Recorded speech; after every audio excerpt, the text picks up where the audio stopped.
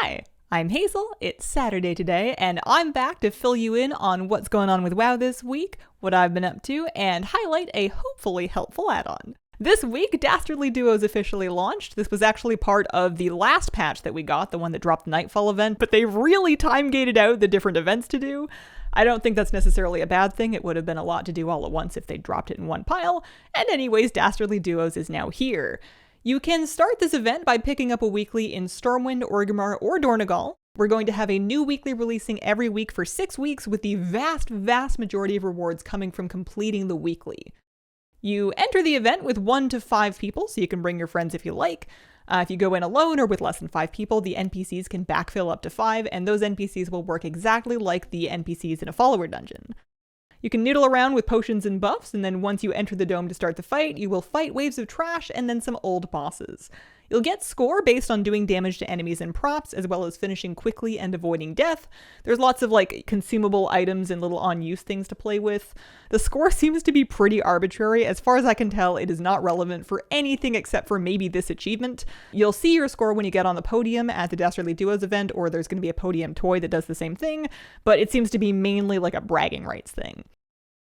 You'll get your gear and collectibles from Duos for just doing the weekly quest, which takes 10 minutes at the most. As far as I'm concerned, this is a harmless piece of content that doesn't really serve a big purpose.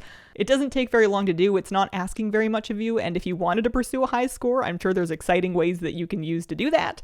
Achievement completionists are going to spend longer with this, but I think most people are going to be done with it pretty quickly. It is not something that's going to be sticking around forever. They specifically outlined it as a 6-week event, so if you are interested, I would just kind of make sure you pop by and do the weekly every week for the next 6. Speaking of new content, we have an official release date for the next patch. The Legacy of Arathor patch is going live on June the 17th. So this is not the next raid tier, but the last minor patch before it. This is going to be patch 11.1.7. There's a couple of new things coming in 11.1.7. Lorewalking will allow players to talk to Lorewalker Show to queue up for one of a few different curated quest lines to help curious players learn more about iconic lore moments. Some of these are existing quests, some of them are new, so if you're somebody that got into WoW more recently or has decided to start paying attention to the story, this will be a great way to catch up on a couple of things that have happened in the past. There are 3 distinct storylines to play through, one about Xal'atath, one about the Ethereals, and the third concerning the Lich King. Completing a quest series will give you the standard golden experience that you would expect from doing quests, but there's also a toy specific to each questline. The Xal'atath questline gives you an Echo of Xal'atath toy, the Ethereal questline gives you the Koresh Memory Crystal taking on the appearance of a Koreshi, and the Lich King storyline will reward you with the Royal Visage toy, making you look rather familiar. Any of this can be done as long as you are level 10 and over, and you can begin by speaking with Lorewalker Cho, who can be found in Dornogal, Stormwind, or Orgrimmar starting with patch 11.1.7. Overcharged Delves are also coming in 11.1.7, and this is a meteor feature. It's going to amp up 6 specific delves with a new affix, making them a little bit more challenging and more rewarding. There will be a special piece of belt armor that we can get that we can add powers to and power up an item level over a month to an eventual item level of 699. So this is even more power boosting coming before the next raid tier. So if there's any game challenges that you've been working on, like Mythic Liberation of Undermine, or 3k IO in Mythic Plus, or just pushing Horrific Visions, you'll be able to get even stronger next patch with this belt over time. There will also be some achievements related to Overcharged Delves, offering a new mount, the OC91 Chariot, as well as a toy. Should be something fun to keep busy, especially for fans of Delves.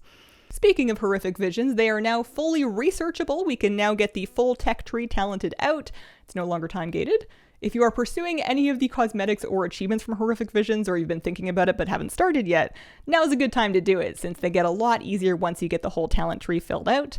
There are plenty of easy-to-collect mounts available from Horrific Visions, as well as bigger challenges for the brave. Completing an 8-mask run on both Orgrimmar and Stormwind will earn you the Nyalothan Mindworm mount, and if you do that solo, you will earn the title, Your Name, the Mad. As for what I've been up to this week, I have been pushing Horrific Visions, trying to get the masks up because I want to do that 8-mask run, and it's hard. It'll get a little easier with more gear power, but it's one of those things that you kind of have to do it properly, otherwise your sanity is going to be gone and then they're going to kick you out. I'm also using 7 level 80 characters a week to run chet lists and turn them into chet, so I'm not getting any bonus rep, but I am creeping very slowly towards the part-timer achievement because I have no faith that we're going to figure out what Employee of the Month is all about. So every week it's me and my 7 chet lists, and at least I'm getting lots of Valor Stones. And I've also been pushing some keys trying to get 3k this season. The power boost from the Vision's Head enchant, as well as the extra upgrade item levels we recently got for our gear, have made a huge difference. And I am above 2,900 now, so I think we're gonna get there. In my personal life, I recently got married, so congratulations to me. I also, we've been house hunting, which is awful, but hopefully we find one this summer. That would be cool. We'll have to see. And elephant in the room is that I haven't been making these videos for some time because I was feeling quite burnt out on them, but I'm feeling a bit better now, so fingers crossed. My add-on spotlight for this week is an add-on called Warband Miser, and what this does is when you visit the bank, it's going to auto-deposit your gold into the Warband tab and then retain a set amount. This is super useful for kind of collecting all of your gold into the war bank if you're making gold across multiple characters. You can choose to make a main character immune to this behavior. You can choose to make that character withdraw the gold if you want one of your characters to hold most of your gold. You can set the amount of gold that you'd like your various characters to retain, and so on.